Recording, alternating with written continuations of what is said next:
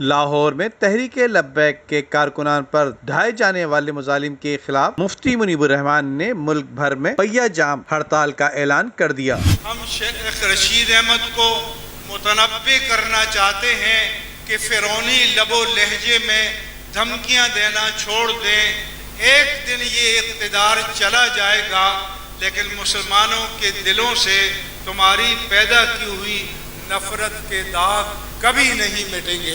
اس حوالے سے جمعیت علماء اسلام کے سربراہ مولانا فضل الرحمان، جماعت اسلامی کے سربراہ سراج الحق اور آل سٹی تاجر اتحاد سمیت اورنگی ٹاؤن پاکستان بازار کے ایسوسی ایشن نے بھی ہڑتال کی حمایت کر دی۔ جبکہ اس ہنگامی پریس کانفرنس کے موقع پر علامہ سید مظفر حسین شاہ، مفتی محمد جان نعیمی، مولانا ریحان امجد نعمانی، مفتی عابد مبارک المدنی، مفتی محمد رفیق حسینی، شیخ الحدیث علامہ مفتی محمد اسماعیل ضیائی، علامہ لیاقت حسین اظہری، صاحبزادہ عبد المصطفیٰ ہزاروی، مفتی نذیر جان نعیمی، شاہ اویس نورانی، علامہ رضوان احمد نقشبندی، مفتی محمد الیاس رضوی اشرفی، مفتی وسیم اختر المدنی، علامہ عمران شامی، علامہ اشرف گورمانی، علامہ رفیع الرحمان نورانی، علامہ مرتضی مہروی، علامہ ضیاء الرحمان صابری، علامہ بلال سلیم قادری، شاہد غوری، سید زمان علی جعفری، ثروت اعجاز قادری سمیت دیگر علماء کرام بھی۔ جبکہ اس موقع پر مفتی منیب الرحمان کا کہنا تھا کہ ہم بطور پیر 19 اپریل کو ملک بھر میں پرامن پہیہ جام اور شٹر ڈاؤن ہڑتال کی اپیل کرتے ہیں۔ تاجروں سے اور ٹرانسپورٹر سے امید کرتے ہیں کہ وہ تعاون کریں گے اور کاروباری حضرات سے مطالبہ ہے کہ اسٹاک ایکسچینج کو بھی بند رکھا جائے۔ ہم تمام دکھی انسانیت سے اپیل کرتے ہیں کہ پرامن رہیں، یہ ملک ہمارا ہے، کسی اور سے زیادہ اس کی سلامتی ہمیں عزیز ہے۔ چادر اور چار دیواری اور جان و مال کی حرمت